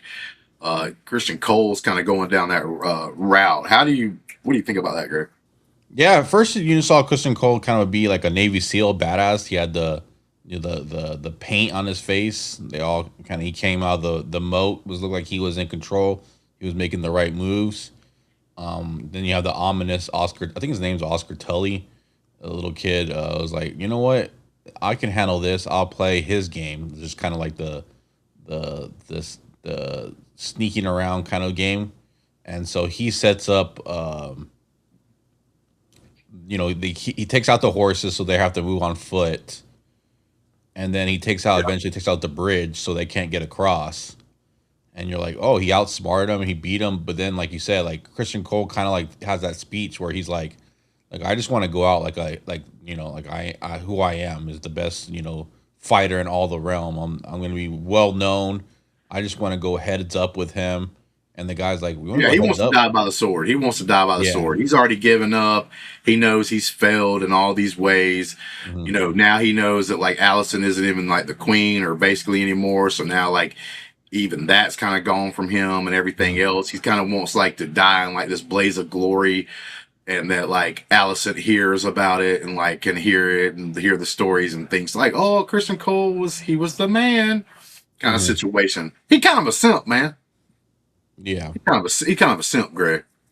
All right, they're either setting up I think they're setting up the oop-de-oop with this whole situation where he's playing woe is me and all this situation, and all of a sudden something grandeur is going to help him out. Obviously, that's not Game of Thrones. That's more of like a regular show that he would be all. I don't think it's going to happen for him, Greg. And then he like something happens, like Vhagar comes out of nowhere and kills everybody. He survives, and it's like a glorious win. Game of Thrones way, if they write this correctly, something cool is going to happen. Like yeah. Well, no, I'm just going to say is like something cool will happen, right? Like, and it's like, oh shit, Criston Cole's going to possibly come out of this like almost unscathed, and then like something crazy bad's going to happen right after that. Yeah, he can't. Like, oh damn. You can't be like Jon Snow where he just survives and everything. You got to kill this guy at some point. Yeah, he getting his he gonna get murked. I don't know how they're gonna do it because they're gonna change it from like the story of the book. I'm gonna assume, but to be honest with you, he was such an asshole. But then you don't remember how big. It's like hard to remember how big of an asshole he was unless you rewatch the first 2 seasons of the House of the Dragon, because of how that's the biggest problem with having such a big gap in between the seasons. Is like when you do that, like. Bro, like, I remember Criston Cole's a butthole, but, like, not everybody's going to remember every little thing like that. I mean, we talk about these shows and stuff like that on YouTube a little bit. So, like, we can't even remember anything. Other question I'm going to ask you, big dog. What the hell is that woman over there in Harrenhal, man? The Witch of Harrenhal, man. Yeah. Like, what is she doing? I know she wants Harrenhal. Yeah. But, like, who is she? Is she just, like, a plain-out witch? Is she, like... I've heard people talk about like different things thrown around. Oh, she's like a representation of like the old gods and everything else, because when they built Harrenhal, they cut down a lot of the woods and the trees there that was like doing the whole thing. It's like crap. There's a certain kind of tree. I'm brain farting right now because I'm old. But with that being said, like they do that kind of thing, and so yeah, like. It's a big mystery, though, like what she really is. And I don't know if they're really going to tell us or not. She controlled bats, dude. Yeah, she Could be a throughout the vampire, Greg. She could be a yeah. vampire. I was thinking either she's either gonna be the next Batman or she was some kind of vampire throwing all those bats out. But they kind of like I don't know. They're kind of lifting up the myth that maybe she's more than just a regular human. That she, that little scene where she kind of, uses her great speech and also the bats to kind of scare off the guys who are looking for Aemond. Hmm. The whole situation, but yeah, she's a pivotal character. She's, she had her own little, I didn't like it what happened with Daemon that in that season where she was with him and he went through his whole ayahuasca journey, trying to learn things. Now we're with Aemon trying to, deal with his guilt of what he did to his brother, and all that situation, and his mommy issues, and they're trying to figure all that out. So, but yeah, she's got it. She's ultimately her. She's always wanted Harrenhal to stay with her. She feels like she's the most qualified to take care of it, and that's her goal. As I'm far a, as what she is, I have no idea. Supernatural, whatever. I don't think they'll ever like address it outlandish. They did. The guy did say, witch. We've heard stories of you, and so they kind of brought up the whole witch, angle. like my deal with Eamon is he reminds me of Jason Voorhees. Hold on one second, right? Okay. So with Jason, you always could do, there was like the one movie, one of the Friday the 13th, where like the girl like puts on the sweater that his mom was wearing and just kind of, Mm-hmm. oh, Jason, and it distracts him.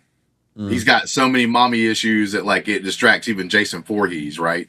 And that's kind of what like because in Jason Voorhees is scary. Same thing with Eamon, he's scary, right? He's going in through here, he's hacking these people, he's kind of crazy, you know what I'm saying? Like Yeah. he doesn't make the smartest decisions, which can make you even more scarier. But then if you want to distract him, just give him a bosom to lay down upon. And he's like, he's good to go, bro. Like that's how it is. But like, kind of like I like his character, and I love the actor playing him. Thinking he's doing really good. I will say that, like most of the people that you got, even if sometimes the writing's not that good, the way they act, the way they portray and do those kind of things, is done pretty well by all that. But talking about assholes, right? Mm-hmm. Alicent, Okay. bro, this woman, all this time sacrificing her kids, picking ones over the other ones, doing all this kind of situation. And then tonight, in this episode, she's trying to make her daughter perform an abortion that she don't want. Yeah. Bruh, can we get any worse? Can we get any worse? Like, I mean, like Alicent to me is like, bro, the actress is super great, super good, well played. She does expressions and stuff like that. She doesn't even have to talk to really like be out there. She's one of the best, I think, actresses in this actual show, to be honest with you. Yeah. And so I think she's knocked it out of the park. But as a character, she trash, bro. You know what I'm saying? She's out there doing this thing like, back in the day, you could see her like on a Jerry. Mm-hmm. The old school like Jerry. The old school like at night like freaking like talk show thing or whatever. It's like Jerry Springer. Like she could be that person on there that's like doing all these like horrible things, Mm-hmm. not taking care of her kids and shit like that. But like, what do you think about Alicent so far? And the fact that like, do you think the other big thing at the end? So the big thing at the end was the gold cloaks getting slaughtered. Mm-hmm. The other big thing was they went through the door. They went through the little secret door they found, and then they closed it because they didn't want to get caught. And then they found out that part, somebody sealed that off. Mm-hmm. So now they might be trapped. Now, the cat is in there with them, and the cat takes off running, so I don't think they're completely sealed in there. Mm-hmm. Well, what do you think about that? Like, that they possibly could be just sealed in the walls and possibly to die? I'd be shocked if that's the way they go out. I mean, it's a good little cliffhanger. I'm going to be honest with you. It would be a very interesting way to take care of Alicent and this character because in the story, once Alicent gets to a certain part, if I'm not mistaken, like she pretty much puts herself like in one of the towers and kind of traps herself off. Like she kind of closes herself off. She doesn't want to have nothing to do with nobody. Hmm. She's being like a super big hermit and stuff. She kind of goes away from the story. She's not even really mentioned anymore. Hmm. So like it would be a cool way to like do something kind of in the book to where it's like, oh, people think she went up to one of the towers and kind of been hiding out, Hmm. but she actually didn't. She actually gets trapped in one of these like secret layers in like the actual castle and dies in the walls, and like nobody found her or whatever. I think that could be an interesting way to kind of do what the kind of book kind of does. Hmm. So I'm not going to hate on it completely 100% when it comes to that. Yeah, I mean, it'd be interesting how they pull it off and how they make it interesting rather than just like that's you never see her again. All of a sudden, someone like goes through a lair, or Rhaenyra's walking through a wall or something, and they just see Alicent's dead body and Helena's dead body in skeleton form, or just like a dead body there, and they're like, oh, that's what happened to them. Um, so it depends on how they handle it. Obviously, I'm down with whatever as long as they handle it correctly and make it interesting. I'm always down for whatever creative deaths they make or decisions. I as Allison the character, I have no problem with her. I kind of understand that she's playing the game. She's also trying to survive, and a lot of times people try to um, use noble decisions or have this nobleness about them when they're trying to. It's the whole Joker thing, right? When the chips are Well, down, when the chips are down, people will reveal who they really are, and they try to hide behind all these nobility and goodness and making the right decisions and trying to explain it as good decisions. They're simple decisions that I'm trying to survive or I'm trying to get in power. Those are the two things, and especially in the Game of Thrones, you're either trying to move up or you're trying to survive and just make it to the next go around.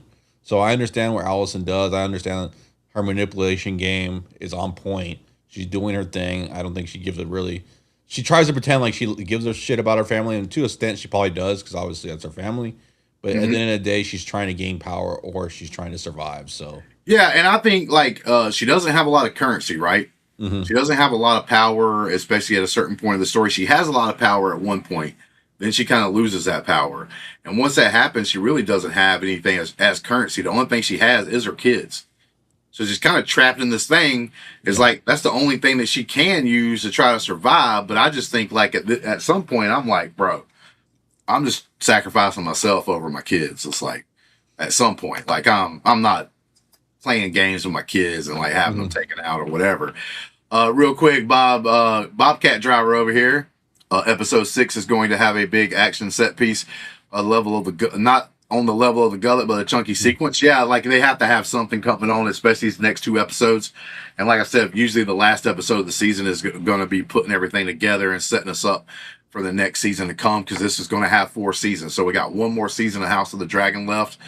Uh, when it comes down. And then he also says, I now really want a prop replica of the Savas board, the game Ormond played with Daeron.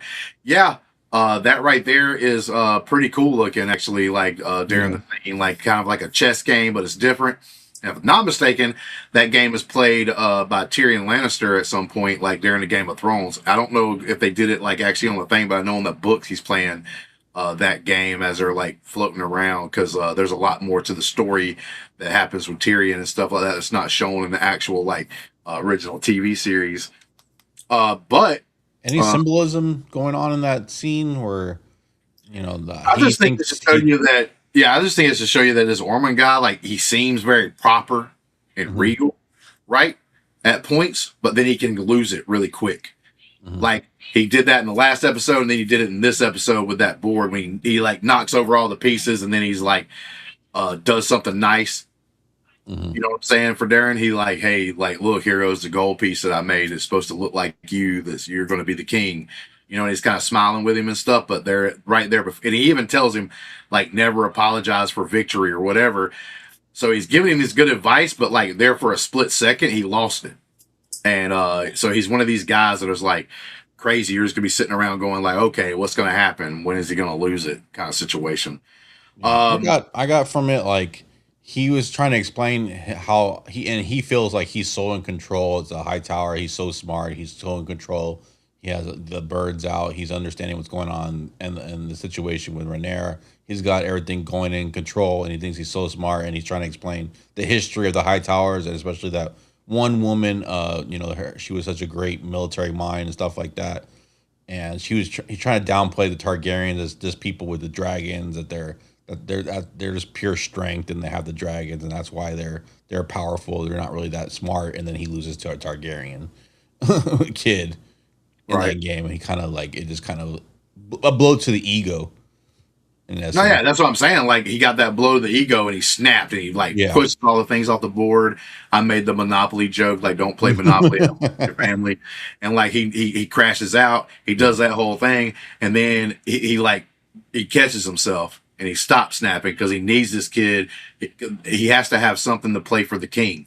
He has to have something in play here. So he can't just like go off and kill the kid because now he doesn't have anything to play with anymore. You know, like Alicent's got her kids that she's using for currency. Rhaenyra's got her dragon she's using for currency. And he's got this kid that possibly has a right to the throne as his currency. So Mhm. it's like that's what they have. That's the thing that's giving them their motivation. Not only that, but like gives them the even power to be able to do anything that they want to do and try to actually win the Game of Thrones. Because it's always about the Game of Thrones, getting on that throne. Want to throw out some moments real quick. I really love the Daemon and Rhaenyra scenes in this. Like we had the small council thing, and then like that scene where he's walking away, and then she leaves the small council meeting as well, and catches each other. Really like them when they were like talking in Valyrian there by the candles and everything. Looks like in the Septon and all that. So I actually thought those scenes were pretty strong. Not a lot of like action, obviously, or whatever, but it gives a lot in their kind of relationship.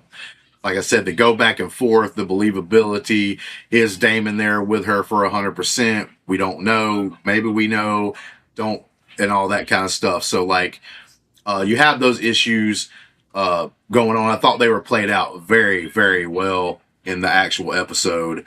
Um, I like the stuff with Larys and Aegon. We haven't even talked about them yet. We'll cover that a little bit. But like Aegon killing that dude that was rude as hell to him. We got the Lannister that showed up that we thought was possibly dead during the fight and everything else. So we had all that stuff going on.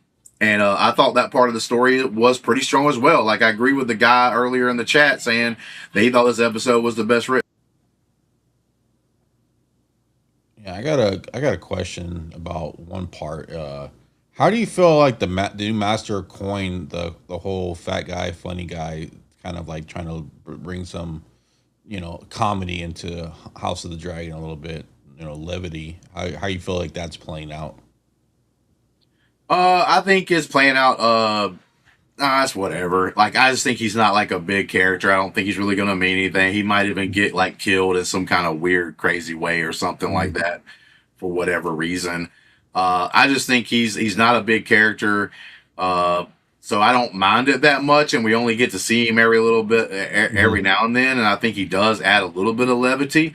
The thing about House of the Dragon or Game of Thrones or a show as serious as these shows can be, it's like you got to be careful doing that a little bit. You got to be pretty creative. You know, like in the Night of the Seven Kingdoms, pretty serious show. They would give us the comedy like at the very beginning of the episode, or like maybe even at the very end on like one of the episodes. I think where it really didn't disrupt uh, anything pretty much in there. Or it's got to be something that could still be played off as serious, like in the Night of the Seven Kingdoms. You know, like when that one guy stands up, it looks like he's going to join uh, and fight and everything else, and he just like farts and then sits back down or whatever. Mhm. That's like some guy being like kind of like goofy, but like in sort of like a serious way of like, oh, whatever. You can try to play that off a little bit. You have to be careful. I don't think he's crossed the line. That character's crossed the line yet, but I could see like if you had uh, that character too much in the episodes, then it could become like a Jar Jar Binks thing. You know what I'm saying? Like where it's Mhm. like too much of it. Yeah, he's no Braun. He's no Braun. Yep. My real master of coins. Yeah. 100%. Yeah, but I did like a lot of the Lara scenes and stuff, like when they were going through there and he's like building up now. Now I think Home Dude's like, you know what? I see what you're saying, dog. I'm gonna follow you because like you're right. Because Laris goes like off on him and says like, you're right. You were a bad king, but the worst part was you were a bad man. Like, you know what I'm saying? Like, you wasn't good, period. Like, and it was like, Home Dude kind of like looked at it, and I guess he kind of realizes, like, nah, man, you know what? Maybe I do need to listen to somebody. And I think that's going to be kind of cool to see where they go from here in the last couple of episodes. That's a realization of what we all go through on a journey, like realizing maybe we fantasize or romanticize or think about ourselves in a certain light, but then if you want true growth, you have to face who you really are and see, and sometimes it comes from outside people telling you, and good people or people that have the best interest or whatever, shining a mirror on you and saying like, hey, you're not as good as you think you are, or you've got some problems, or you got some things to work on, you're not. And it's your choice what you do from there. You accept it, or do you go back and refute it? You just kind of ignore it and you kind of just go on your way. So it's kind of a journey we all have to go through at some point, or choose sometimes go through. For the next couple of reviews, we'll kind of do this. We'll throw a random question for something from the actual episode out there for the people, like you can put in the comments below, whatever. But do you think the White Worm's going to be dead before the season's over with? It's got to come down to her or Daemon, right? At this point, it's kind of setting up to one side's got to win. There's no room for both of them. So I'm gonna assume that Masari dies at some point. Maybe Alicent, if she survives this, somehow turns the whole. Well, she didn't tell on me. She's not loyal to you, Queen, and then Rhaenyra kills her. But Masari's got to die at some point. So. And do you think Alicent and them are dead? No, do you think they're literally trapped in the walls? No, they're getting out. You think they're getting out? All right, cool. Yeah. And the last part, and we'll get out of here. We almost talked about the episode about as long as the episode was. But with that being said, overall, this episode, like we kind of hinted at the very beginning, all right, we were both at the B minus, almost C plus level. We're like right there on the edge. So like when we say a B, we at the very bottom level of being a B. Pretty much a high C on the show so far. This episode after it, does that change? Do you go up to the B plus? Do you go up to the mid area, B play area, like away from that line, or do you even go all the way up to an A? This episode was a B plus for me, so it leaves me at a B overall for the season. All right, so you go from the B minus level, like we're almost a C, to the B, and I'm actually going to be exactly where you're at. This is a pretty good, well-written episode, I thought. Better written than most of the episodes we've gotten this season so far, so props to the writer on this one right here, and maybe they wrote the one before it, because it looks like they gave them 1 or 2 episodes apiece. But with that being said, I actually agree with you that this one was a little bit better. It got me off that C line, because I'm talking about, man, I was like, you missed one more question, and we're in C territory for this show, grade-wise. But with all that being said, this one right here was pretty tight. Thought it was one of the tighter ones. And I'm going up to the mid-B. So now I'm not on that line. Now I'm straight. It's a good B right now. It's a good B show. And I am enjoying it overall. Couple of little things that are in those 2 episodes, like I said, like especially the Daemon thing. Like I just hate it when you make the characters that I like be stupid for no reason. but yeah, now we'll see. We got 3 more episodes. They might can keep pumping up if they keep climbing up to the being better and better and better and better. Not only well written, but you throw in some more of the action, throw in some battles, you know what I'm saying, and all that. Which I'll be curious. I guess maybe we're gonna have some of the Tumbleton, like some of this stuff's gonna get out there. Damon's probably gonna be like, yo, bro, we gotta do something to stop this. Because now, they did find out the information as well that the Hightowers have been having some kind of communication. Yeah. So they do know that some of that's happening. So I'm going to assume that Daemon's probably going to go back to Rhaenyra and be like, yo, the Hightower, Ormond's out here messing us up. We got to go out there and do something. So I'm pretty sure something like that's going to happen, and we're going to see that unfold. He taunted him twice, pretty much. Like, not only does he have the gold, he stamped oh, what's his name? I forgot his name. I'm blanking. Mhm. The Targaryen, the other Targaryen, Daeron Targaryen's face on the gold. So it's a double taunt. Yep. I got your gold, and I'm proclaiming this guy's a king and challenging your rule. What are you gonna do about it? I want to shout out everybody out there: Bobcat Driver, Post 614, Pale Nimbus, our guy that showed up even during our live action that was here. Some of the review, Lead American. Just anybody out there that wanted to jump into the chat tonight and talk and everything else, we really do appreciate it. Thank you guys. We like watching TV shows and movies and stuff like that, and we like to talk about them. And might as well just get on YouTube and talk about the stuff. And hope you guys enjoy it. Please like, subscribe. You can join the Discord for free. It'll be down in the description below. And you can find out when we're going to do these like watch alongs. We'll be doing it for different shows and stuff too. It won't just be for House of the Dragon. Definitely going to be for House of Dragon, Knights of the Seven Kingdoms, and anything to do Game of Thrones, lore wise, and Westeros, because we really do it. Now, we both aren't experts. I know a little bit more as far as the book stuff goes than Greg does, but with that being said, I'm not a complete expert and stuff and all that. So we're just kind of like, I'm a little bit above a normie, and my man Greg, as far as that goes, knows everything. You know, he likes the shows, he likes the Game of Thrones universe, like I do and stuff like that. And we love to have the hardcore people come in and be part of that and stuff like that with us. But thank you very much. Until next time, peace.